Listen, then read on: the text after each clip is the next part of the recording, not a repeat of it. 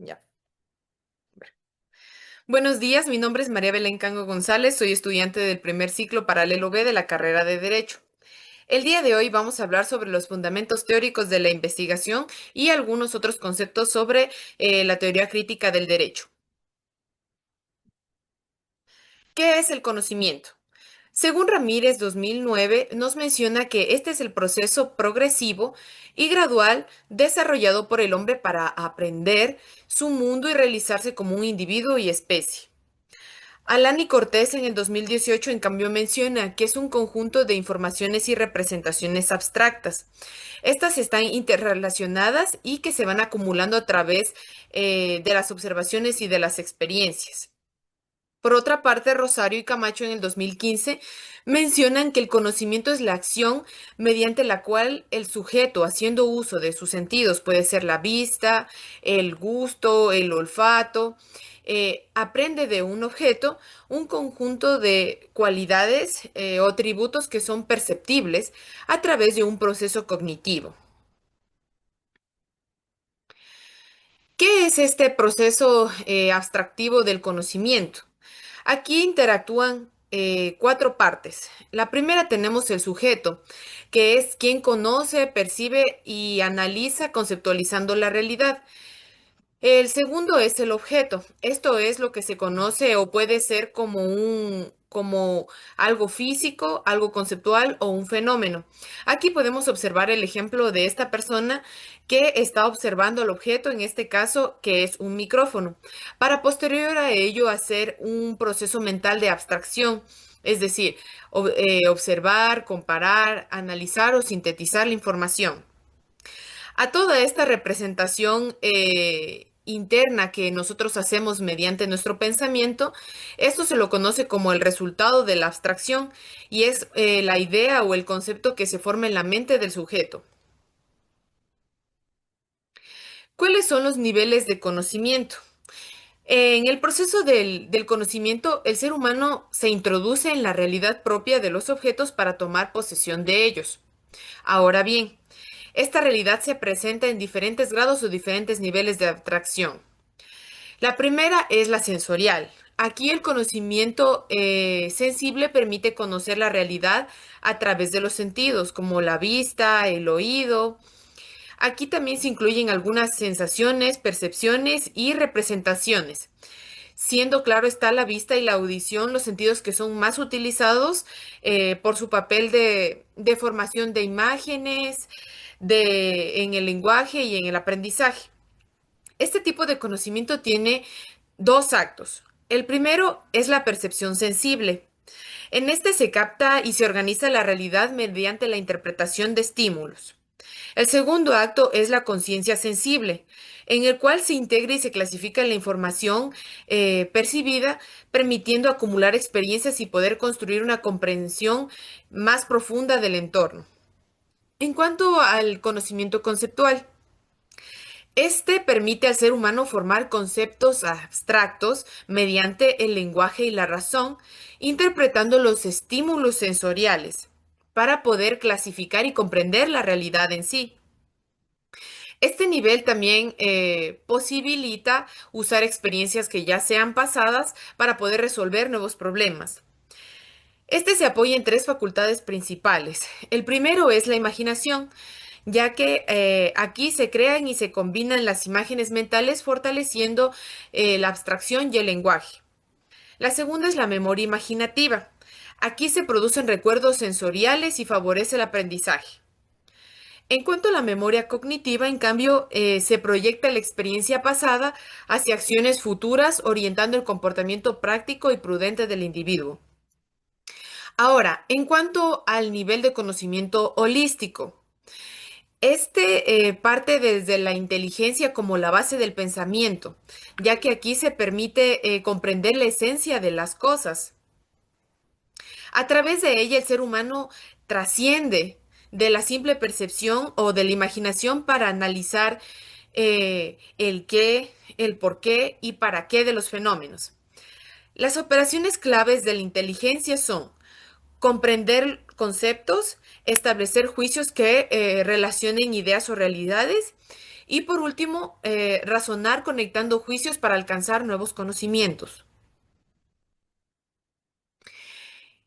En cuanto a los niveles taxonómicos del conocimiento, el conocimiento está vinculado con diferentes grados de entendimiento de la realidad. Es por ello que tenemos tres niveles de conocimientos. El conocimiento empírico no científico. Este es un conocimiento un poco más cotidiano y empírico en cuanto a la práctica.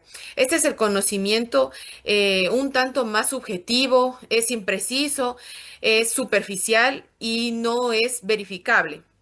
En cuanto al conocimiento científico, este ya tiende a ser más sistemático, este tiende a dar explicaciones, permite comunicar ideas o verificar la realidad mediante un método de investigación en donde se utilicen diferentes técnicas científicas. Este, como lo mencioné, es mucho más analítico y sintético. También tenemos el conocimiento filosófico.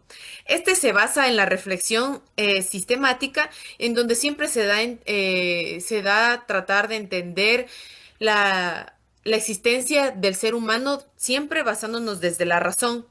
Aquí se estudian diferentes concepciones sociales y esto es un enfoque un poco más totalizador.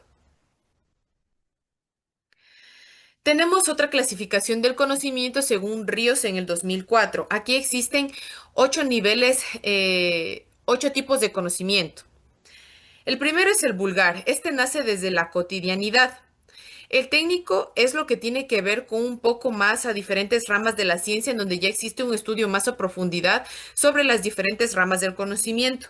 El simbólico se expresa en cambio mediante el arte, las pinturas, la música. El filosófico, en cambio, se lo entiende mediante la explicación universal de la razón del ser humano como el ser existencial.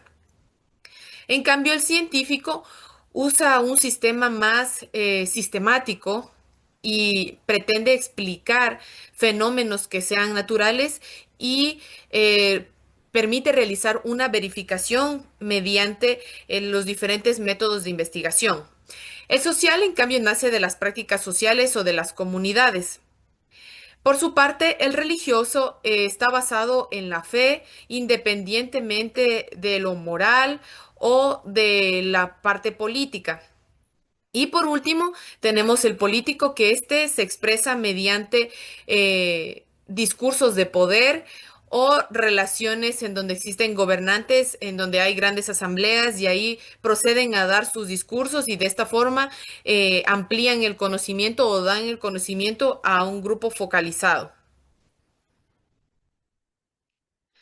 Según Sabino en 1998, nos menciona en cambio cuatro niveles de conocimiento. El primero es el conocimiento cotidiano. Este surge de la vida diaria y de la experiencia inmediata. El segundo es el conocimiento tuitivo. Como su nombre lo dice, este proviene de de la intuición y también del pensamiento espontáneo, como por ejemplo el de una madre hacia su hijo. El tercer tipo de conocimiento es el empírico, y este se basa en la práctica y la observación, como por ejemplo el saber de un campesino, el saber de un pescador.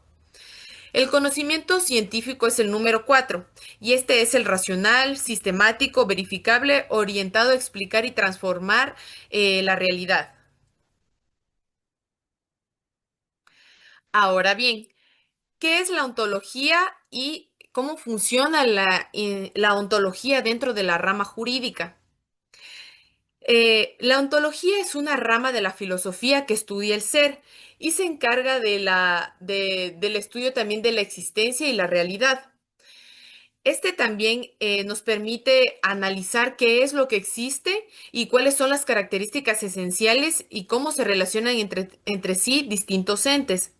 En términos generales, busca responder algunas preguntas como: ¿qué es la realidad? ¿Qué tipos de seres existen? ¿Cuál es la naturaleza del ser humano, de los objetos o de las ideas o de los valores? Ahora, la ontología jurídica. Este analiza la naturaleza del derecho como un fenómeno social y normativo, siempre buscando responder preguntas sobre la existencia, la esencia y la estructura. Entonces, aquí se estudian algunas cuestiones como qué es el derecho, es un conjunto quizás de normas o es un hecho social, ¿Cuál es la relación entre el derecho o la justicia o la relación entre la norma y el hecho?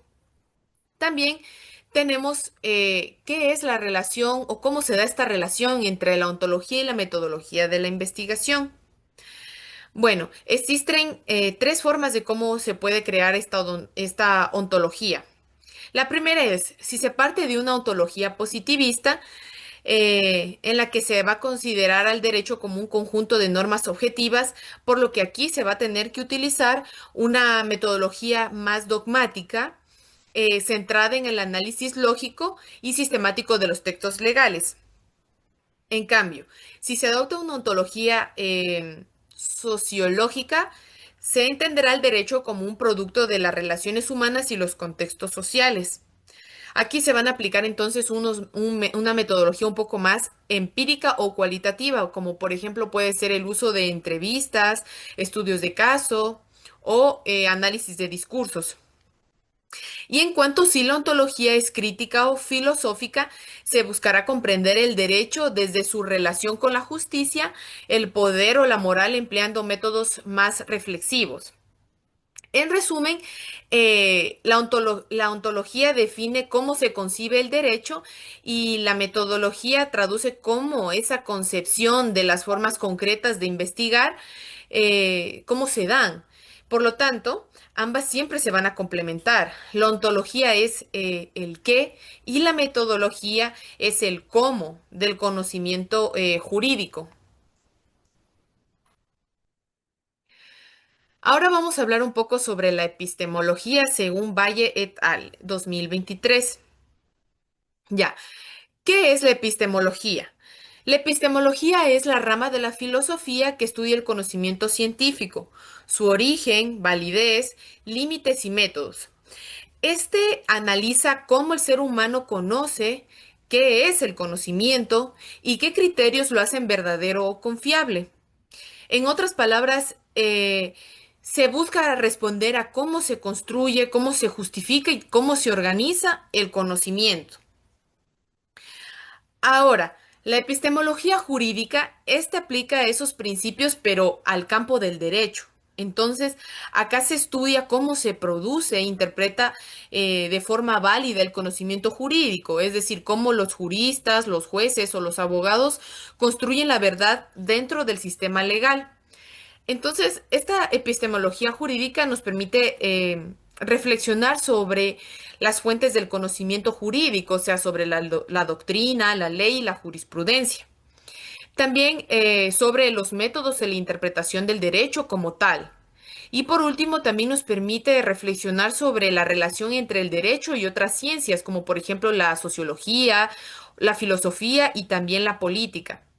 Entonces, como en términos simples, la epistemología jurídica busca entender cómo conocemos al derecho, cómo lo justificamos y cómo producimos el conocimiento dentro de él.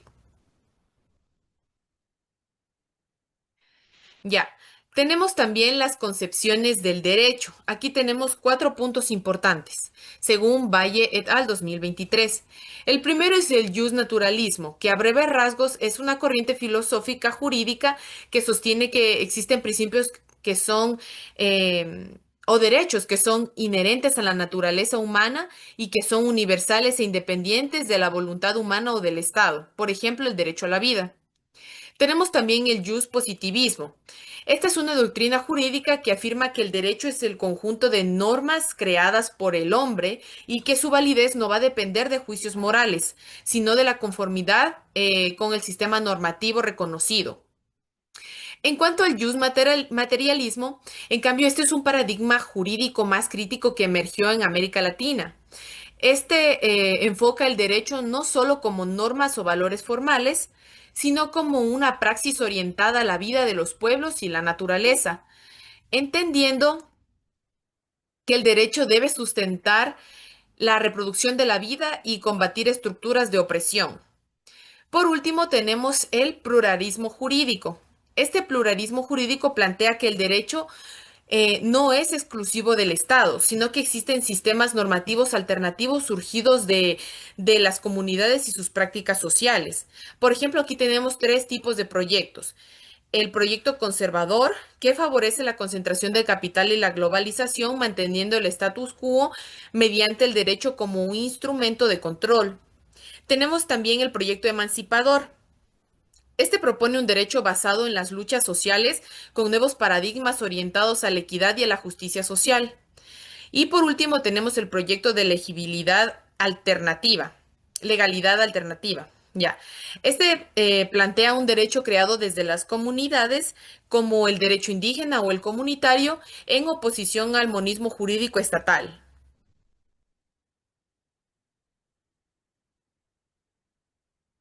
Ahora bien, en cuanto a las teorías críticas del derecho, tenemos una breve síntesis presentada por Núñez en el 2010.